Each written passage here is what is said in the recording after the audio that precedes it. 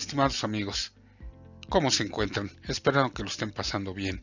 En primer lugar, queremos agradecerles muy especialmente eh, las retroalimentaciones tan amables y agradables que nos proporcionan a partir de los trabajos que hemos estado presentándoles a ustedes y que continuamos haciéndolo con mucho gusto. Por favor, no dejen de suscribirse a nuestro canal y en caso de que les parezcan interesantes nuestros contenidos, por favor, denle manita arriba para continuar con tanto entusiasmo como ahora mismo tenemos para platicar en esta ocasión acerca de la revisión de las disposiciones reglamentarias aplicables a los centros de comando, control y comunicaciones, el C4 y cuando se incluye el cómputo el C5 y aquellos que tienen elementos que les permiten adicionar inteligencia a sus capacidades operativas ser considerados como C5I. Dichas disposiciones son con relación a la aplicación de la nueva Ley de Infraestructura de Calidad, emitida por la Secretaría de Economía, a cargo de la señora secretaria Graciela Márquez Colín, que entró en vigor a partir del 1 de septiembre. Y esto en particular para dar cumplimiento a los acuerdos del TEMEC y específicamente por las presiones ejercidas por el US Department of Homeland Security y la Asociación Nacional de Fusion Centers.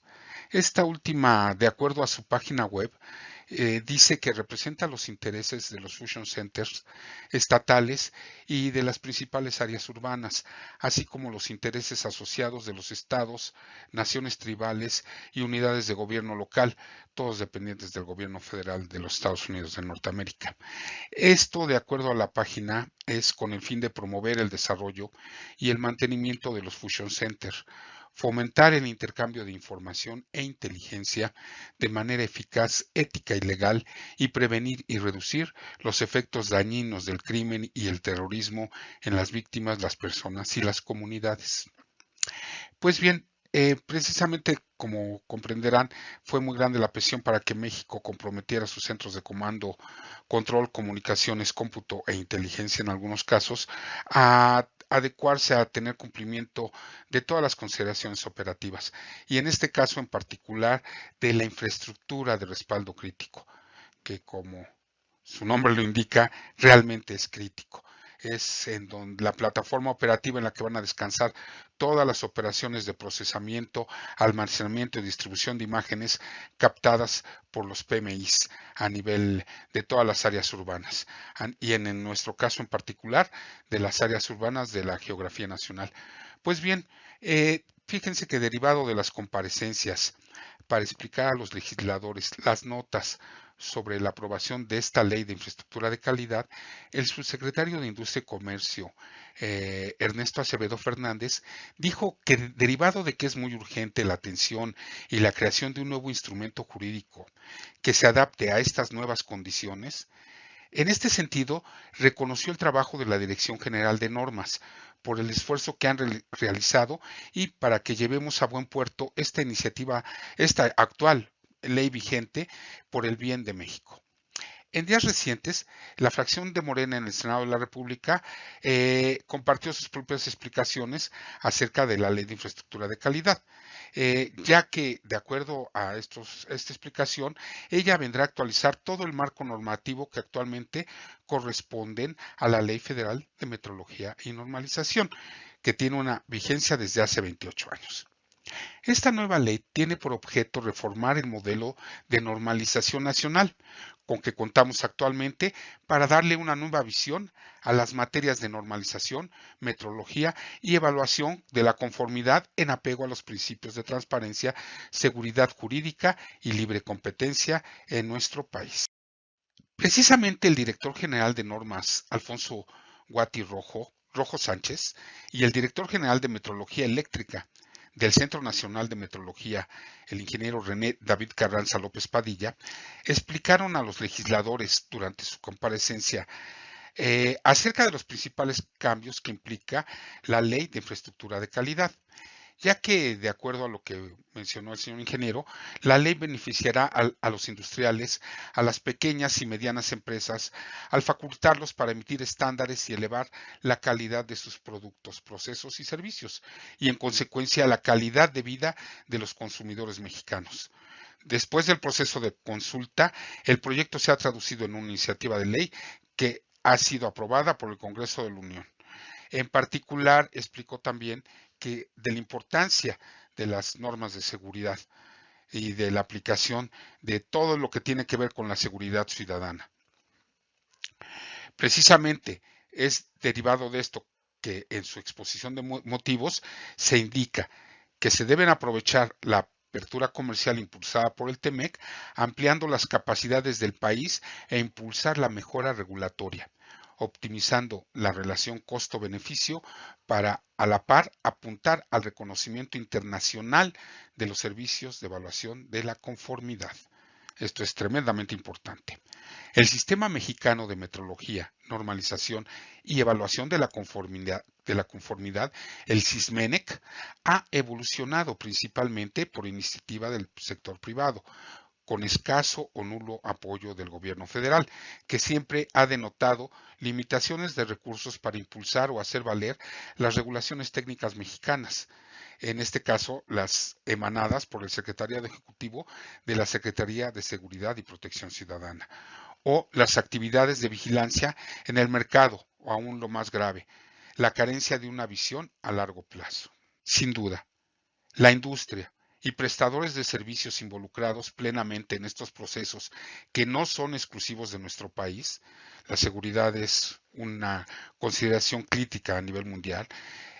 Sin embargo, particularmente en nuestro país vemos señales positivas en la presentación de esta nueva ley, que puede consolidar la seguridad y la confianza de los usuarios y del público, del pueblo, hacia las actividades de normalización de acreditación de los laboratorios de prueba, organismos de certificación o de las unidades de verificación que trabajan con las normas derivadas del Secretariado Ejecutivo de la Secretaría de Seguridad y Protección Ciudadana, como con base a las diferentes actividades.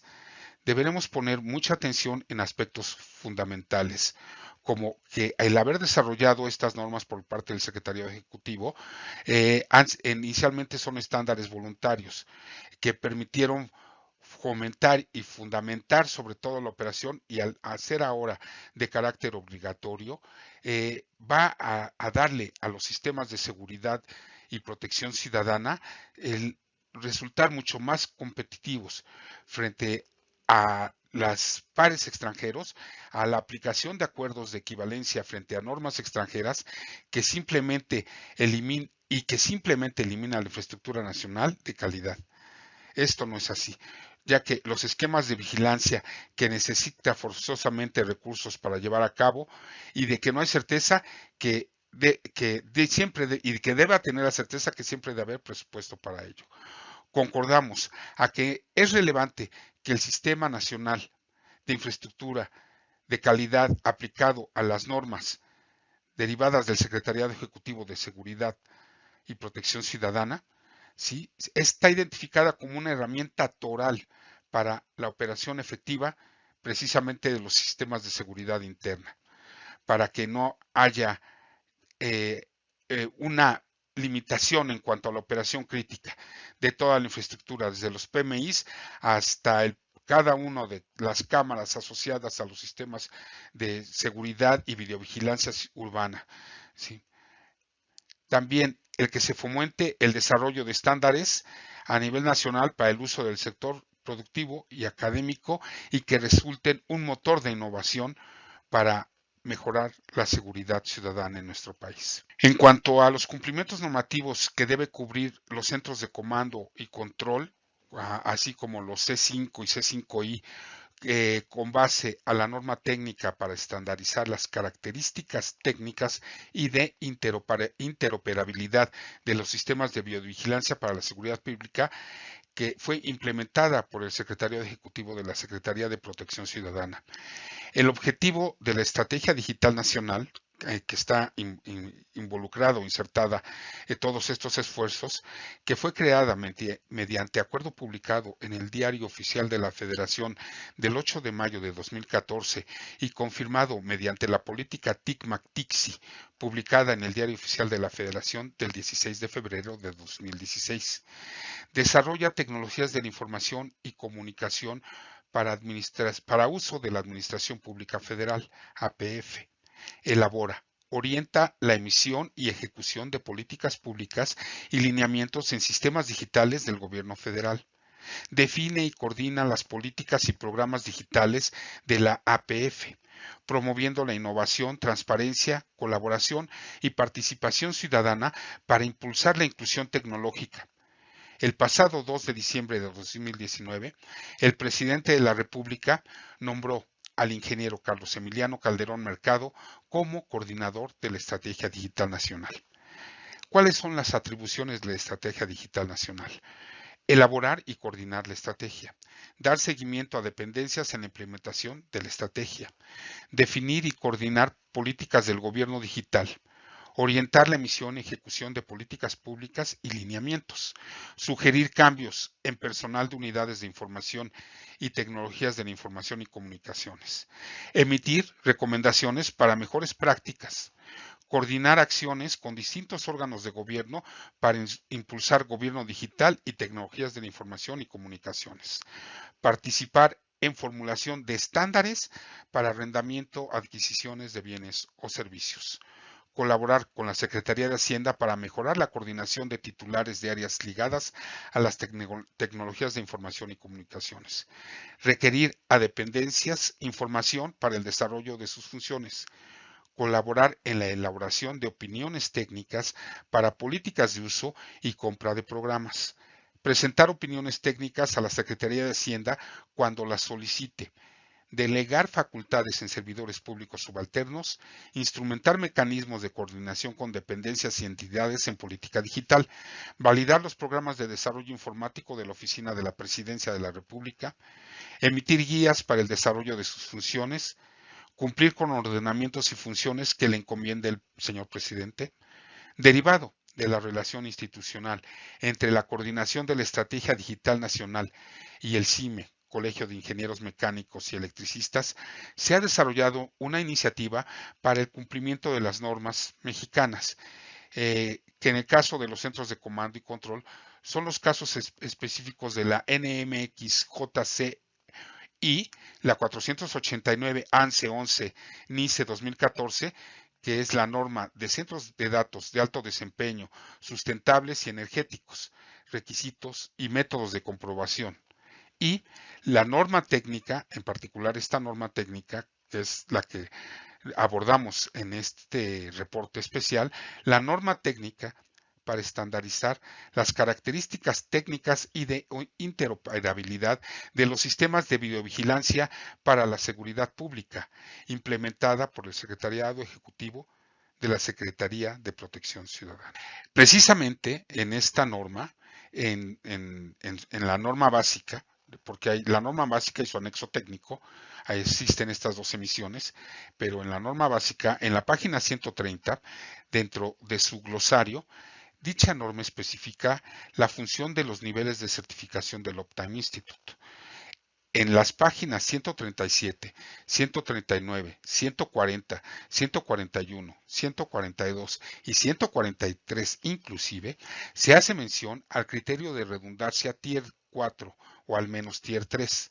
En la página 155, la norma especifica que los centros de comando y control deben contar con el criterio de diseño Tier 4 o al menos Tier 3 en lo referente a sus centros de datos, sus centros de cómputo.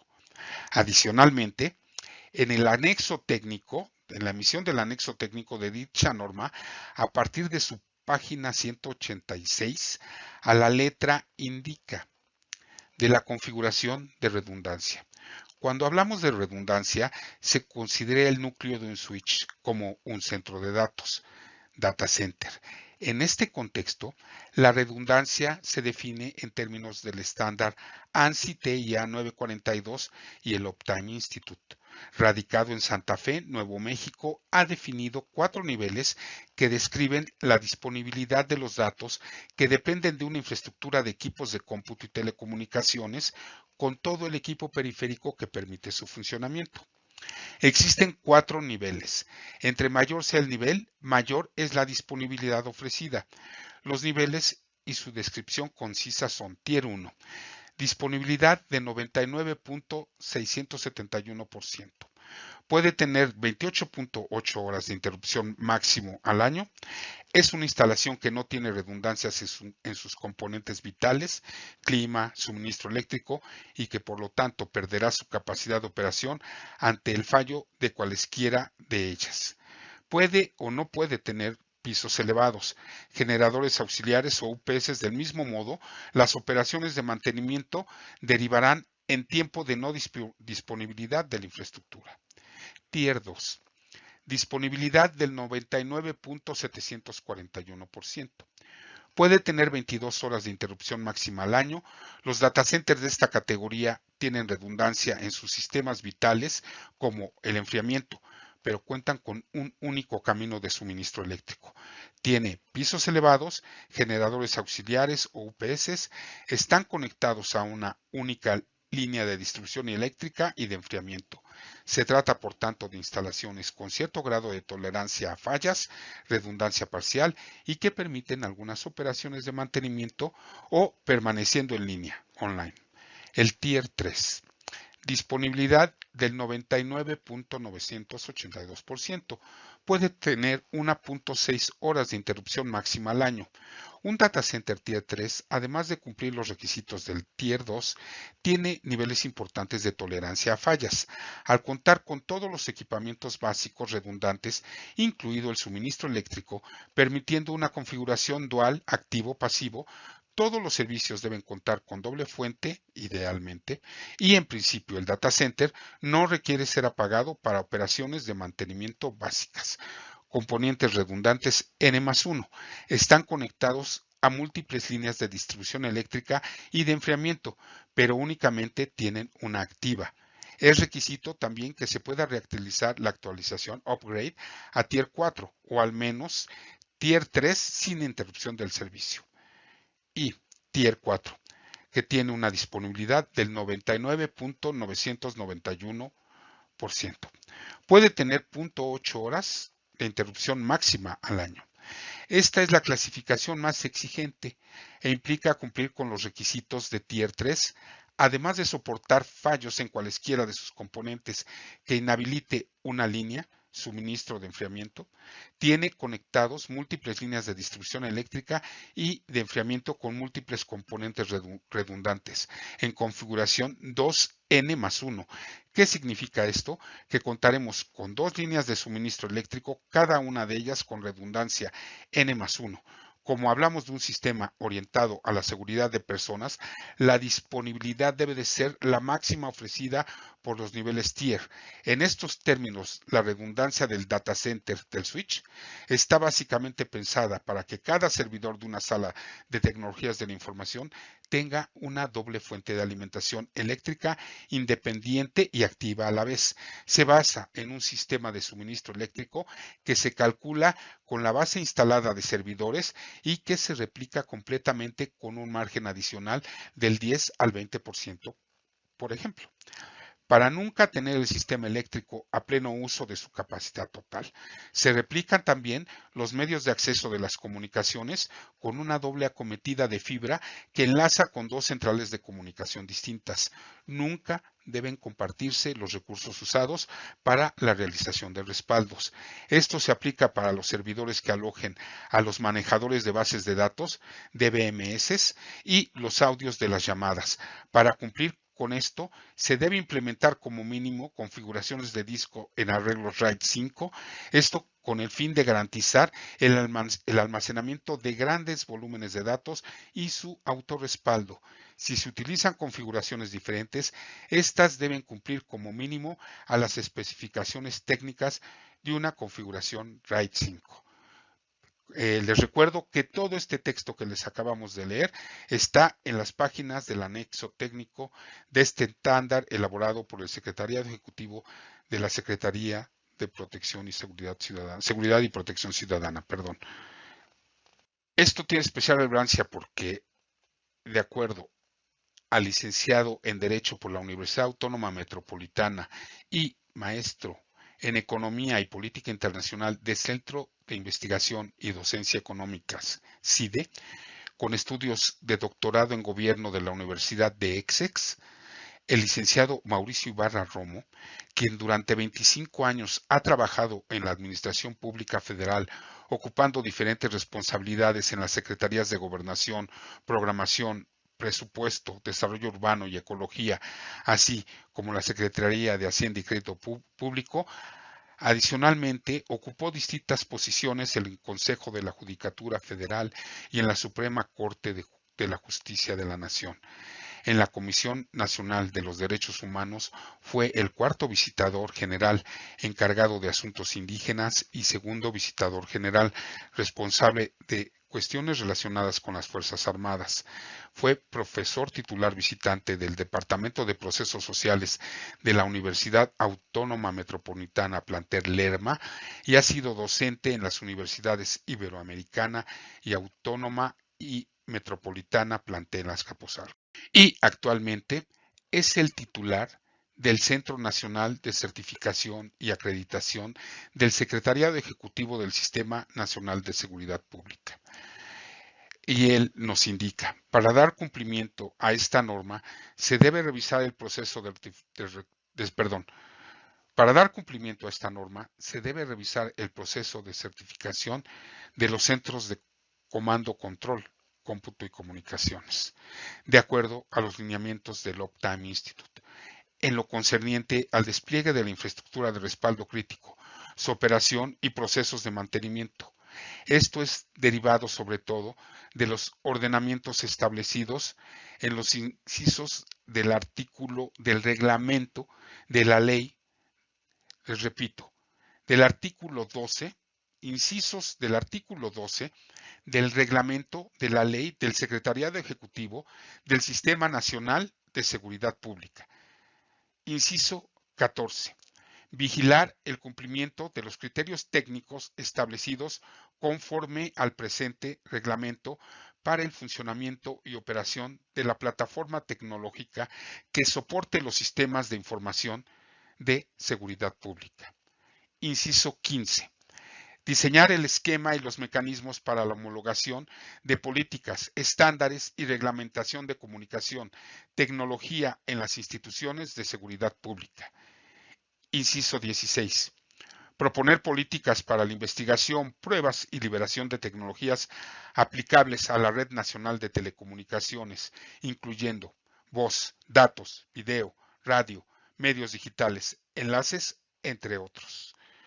Inciso 17. Vigilar la operación y disponibilidad de los servicios de la Red Nacional de Telecomunicaciones, así como establecer las medidas necesarias para proporcionar el soporte y apoyo a sus usuarios. Inciso 18. Emitir las normas, lineamientos, procedimientos, protocolos y criterios para la interoperabilidad de los servicios de telecomunicaciones del sistema conforme a lo establecido en el presente reglamento. Pues bien, tenemos una información muy importante que queremos compartir con ustedes, ya que ahora podemos ofrecer soluciones Tier Ready en niveles Tier 3 y Tier 4 del Uptime Institute, derivado del anuncio realizado por Luca Beltramino, que es el vicepresidente senior de programas globales del Uptime Institute, durante la Latin America Data Center EcoPartner Online Summit, en el sentido de que ya están listas para su venta y entrega las soluciones Tier 3 y Tier 4 Ready de los sistemas integrales de Huawei, el Fusion Module 5000 y 8000 y los contenedores de la serie 1000A. Esto nos permite responder de manera muy rápida a los requerimientos que ustedes tengan. Por favor, denos la oportunidad de hacer un levantamiento y conocer las condiciones de su sitio en la actualidad. Por lo que con estas soluciones tecnológicas de Huawei, ahora es mucho más simple y rápido cumplir con esta normatividad.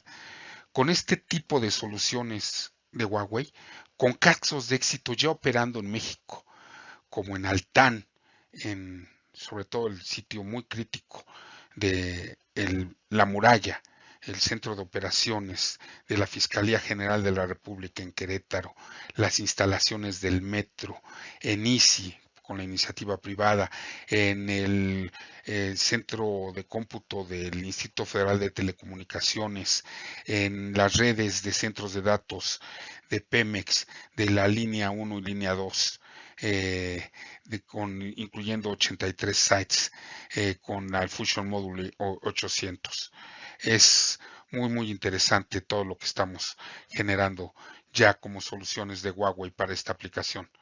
Es importante que nos permitan hacer una visita técnica donde les vamos a dar un planteamiento, un reporte ejecutivo acerca de cuáles son las condiciones existentes de sus centros de comando y control y cuáles son las actividades requeridas para poder cumplir con la acreditación del Uptime Institute mediante estas soluciones o algunas soluciones. Podemos hacer soluciones híbridas para poder dar cumplimiento a las acreditaciones. Con la solución propuesta, comprobamos la versatilidad de la ingeniería de Huawei. Les pedimos nuevamente que por favor permitan que uno de nuestros expertos haga una revisión exhaustiva sin costo para ustedes. Derivado de ese assessment, conseguiremos entregar un reporte ejecutivo sobre el estado actual y los pasos necesarios para cumplir con esta importante normatividad operativa. Pues les agradecemos nuevamente, como siempre, el favor de su atención y los esperamos. Por favor, al suscribirse a nuestro canal y al descargar nuestros contenidos, den manita arriba. Muchísimas gracias nuevamente. Que estén ustedes muy bien. Hasta luego.